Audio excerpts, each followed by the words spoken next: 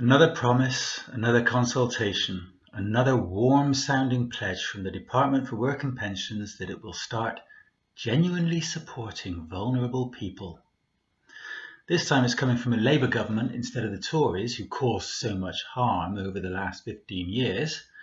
But don't let that lull you into a false sense of security. This is the same Labour government that just weeks ago announced plans to cut £5 billion from personal independence payments. Up to 1.3 million disabled people may lose the vital support on which they rely. Many of those affected, already battling complex mental health conditions, have reportedly considered suicide just from the threat of these changes. So, now, are we really supposed to believe that this same government and this same DWP, full of the same civil servants who have pushed so many others to their deaths, will lead a cultural transformation to safeguard the people it is currently preparing to cast aside? I'm Mike Sivyer of Vox Political, and I have been documenting DWP-related deaths since 2013, and the pattern never changes, although the numbers do. Watch to the end, and I'll lay it all out for you. A tragedy is exposed. Ministers express regret. The DWP announces internal reviews, tweaks its guidance, promises to learn lessons. And then the media moves on. The procedures are ignored, the lessons are forgotten, and claimants keep dying. The latest intervention, a report from the House of Commons Cross-Party Work and Pensions Select Committee, is shocking not for what it reveals, but for what it confirms. At least 274 deaths have been internally investigated by the DWP since April 2015. Remember those changing numbers I mentioned? Only a few weeks ago we were discussing DWP reviews of around 600 suicides, with 100,000 people having died within 6 months of having been thrown off benefit. But let's stick with these Work and Pensions Committee figures for now, Another 58 non-fatal cases of serious harm have also been reviewed. In each case, the DWP's own internal process reviews suggested its actions or inactions may have contributed to suffering or death. These cases are just the tip of the iceberg. Many others go uninvestigated or unacknowledged. This is not a broken system. It's a system functioning exactly as designed, to prioritize cost-cutting over care, suspicion over support, and bureaucracy over humanity. The committee's report considers Errol Graham, who starved to death in 2018 after his benefits were wrongly stopped. When his body was found, he weighed just 4.5 stone. His family received no warning, no outreach, no sign that anyone at the DWP had ever asked whether he was safe. Philippa Day took her own life in 2019 after a disturbing series of benefit errors. A coroner later ruled that those errors were not just bureaucratic, but fatal. And Kevin Gale died by suicide in 2022 while applying for universal credit. Diagnosed with severe depression and anxiety, Kevin was overwhelmed by the very process that was meant to support him. The inquest noted that the endless forms, long telephone waits, and pressure to attend distant appointments were not practical for people with mental illness, and, in fact, actively harmful.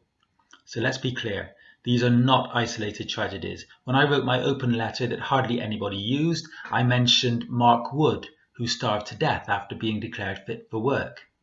Michael O'Sullivan, who died by suicide after his ESA was cut. A coroner directly blamed the DWP. Jodey Whiting, who took her life after missing a work capability assessment due to medical issues. She was sanctioned regardless. And I also mentioned Errol Graham. Their fates are symptoms of a sick system that treats vulnerable people as problems to be managed or eliminated. Here, watch the video clip I made of the open letter. It's packed with information about this ongoing disaster. On Easter Monday, I sent an open letter to the Prime Minister, Chancellor of the Exchequer, Work and Pensions Secretary, the national press, outlets, and disability organisations, providing detailed concerns about the planned changes to personal independence payment and the disastrous effect they will have on the lives of disabled people. The letter provides detailed evidence drawn from historical data and independent research illustrating the serious harm these policies have caused and will continue to cause to disabled people across the UK. As the owner and writer of Vox Political, an organisation that closely follows government policy and social justice issues, I believe this is an urgent and vital matter deserving ministerial attention and a reconsideration of current plans. And what have I had back? The sound of crickets, tumbleweeds, no response at all, apart from some of the disability groups who were delighted, but most of their audience is already aware of the situation. So now I'm telling you. You can find a link to the letter which shows my sources down below. And here's what I wrote. The UK government is now proposing a new wave of cuts to disability benefits, knowing full well the deadly consequences of doing so.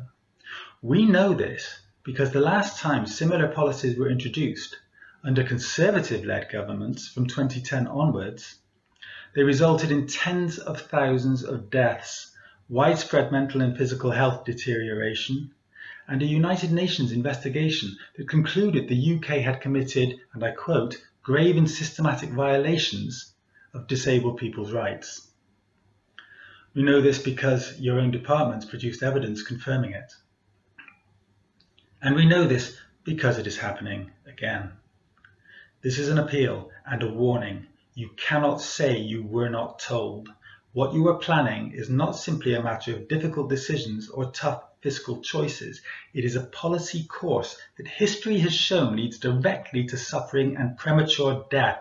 Any government that proceeds down this path now is doing so with eyes wide open.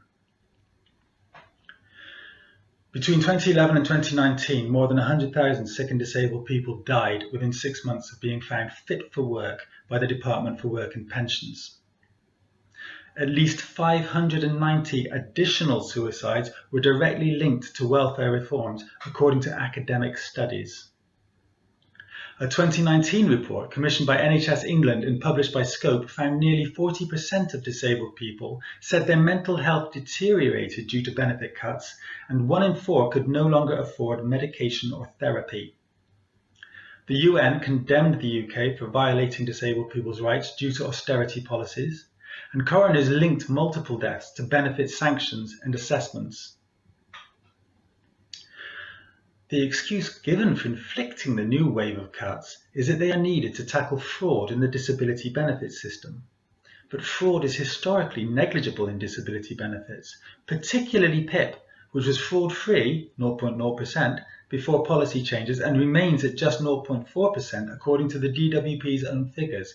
Of the total £9.7 billion lost to fraud and error across the benefits system, just £190 million came from disability benefits, only 2.35%. The Resolution Foundation has calculated that the current government's new cuts will push 250,000 more people into poverty and take up to £10,300 per year from disabled families. The plan has already caused a mental health crisis, as people with severe conditions are already reporting suicidal ideation in anticipation of the reforms. This is creating an extra burden for the NHS and emergency services before the policy even becomes law. These are not projections, these are facts.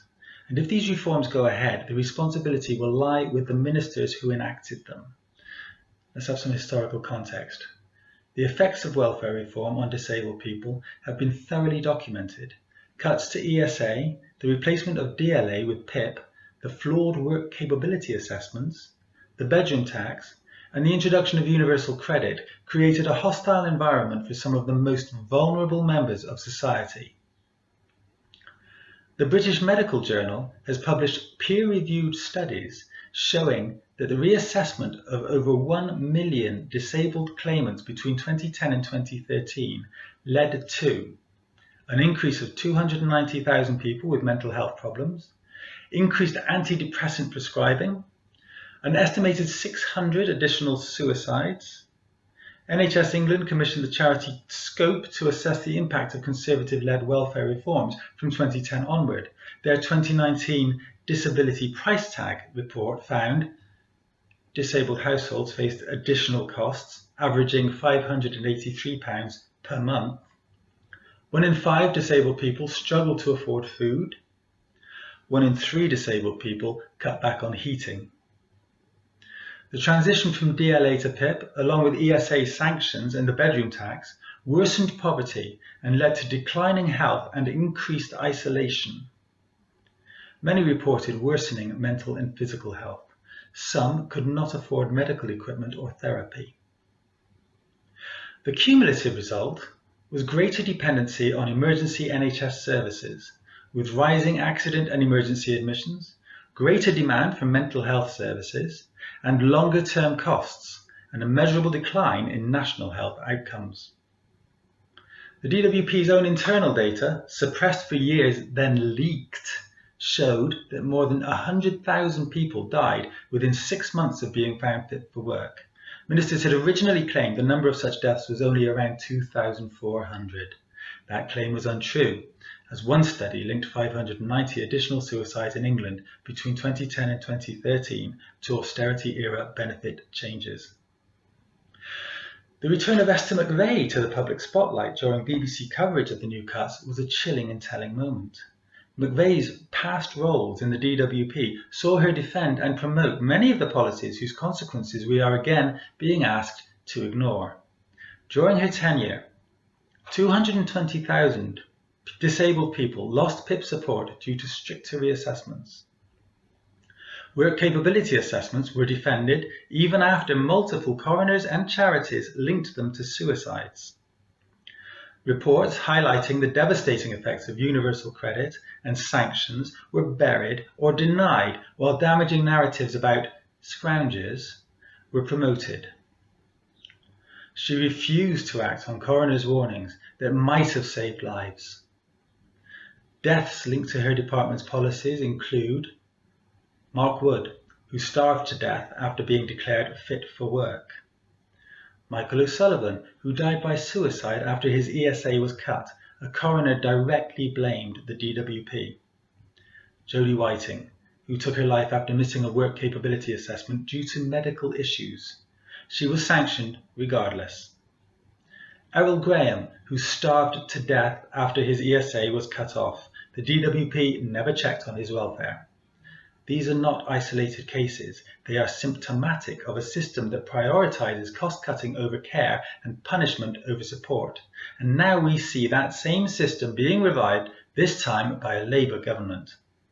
It is true that McVey did not personally oversee every decision, but she consistently dismissed evidence of systemic harm and continued to enforce punitive policies without reform. Her reappearance as these new cuts were announced is not coincidental. It is emblematic of a political class that refuses to learn from its past. The present danger. Rachel Reeves and Liz Kendall have chosen to reintroduce benefit cuts under the same justifications: fraud, fairness, financial responsibility, that were used in the past to defend policies that then proved to be deadly.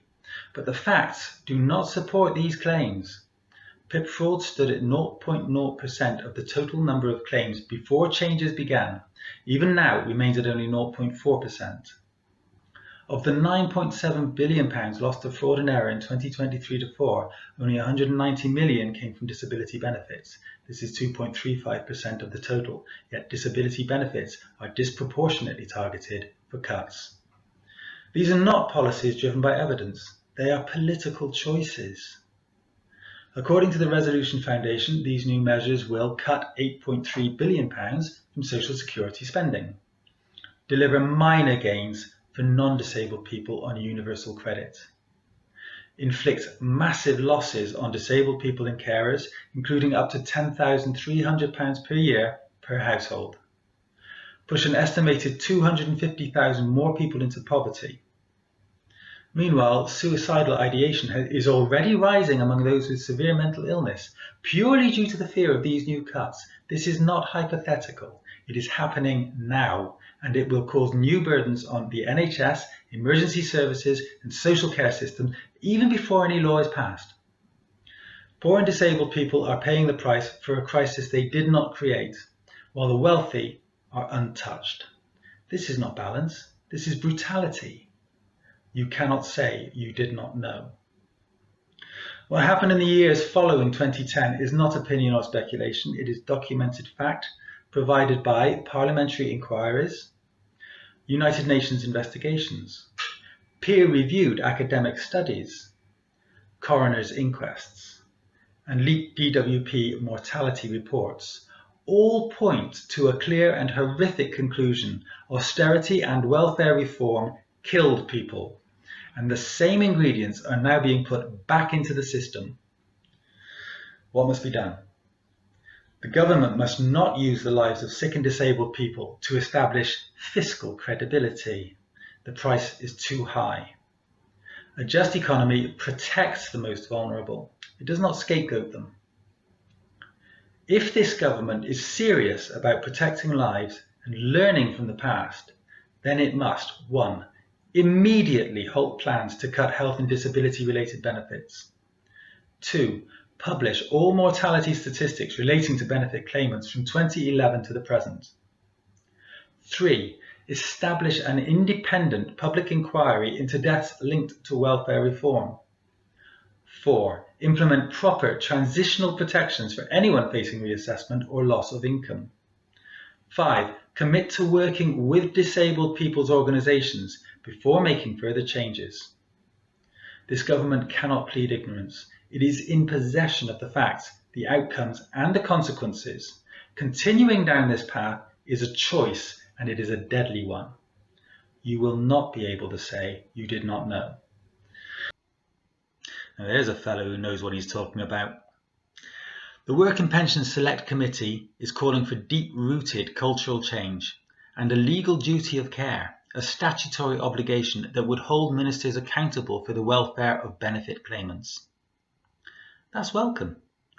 But here's a strange thing. I have been demanding that the DWP must accept it has a duty of care to the sick and disabled people in its power since 2014, if not even before then. That's 11 years of relentless ill treatment that the department has carried out in spite of its responsibilities. And that's why I say, without genuine structural reform and accountability for past and ongoing harm, these latest promises will mean nothing. The civil servants, case managers and policy enforcers who presided over these fatal failures are still in post. Many were present in 2008 when, as I understand it, the earliest stages of this punitive welfare regime were implemented. They continued their work under successive Conservative governments. And now, under Labour, they're being tasked with fixing the system they helped sabotage. Even the DWP's latest statement, delivered under Labour, includes the now standard claim that it is fixing the broken system we inherited. From whom, exactly? The last lot of DWP ministers, perhaps, but not the permanent officials who have been pulling the levers of this sprawling bureaucracy all along. According to the government, it is now consulting on a new safeguarding approach. Haven't we heard that phrase, or something like it, many times before? So we know now that consultations don't save lives.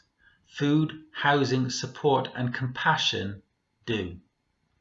And it is hard to believe this consultation will do anything meaningful while Labour is also preparing to take lifeline support away from more than 1 million people. Many of those now facing PIP cuts have expressed suicidal ideation before any assessments have even taken place. The fear alone is enough to push people to the brink. That's not safeguarding, that's state-inflicted trauma.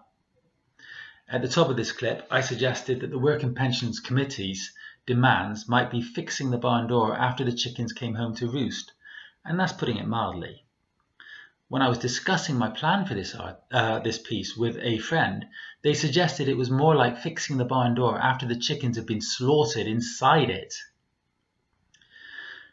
Yes, a statutory duty to safeguard vulnerable claimants is needed. Yes, cultural change is essential. But we've been here before. And if history teaches us anything, it's that without transparency, accountability and independent enforcement, the DWP will continue to do what it has always done: dismiss, delay, and deflect. Meanwhile, the people who rely on the benefit system for survival, the sick, the disabled, the mentally ill, are once again forced to prove their pain, justify their existence, and jump through hoops just to eat. This is not support. It is not protection. It is not reform. It is the continuation of a policy culture that sees human life as a line item. And until that changes, the DWP will remain what it has become, an institution of government-sponsored cruelty. I'm Mike Sivia.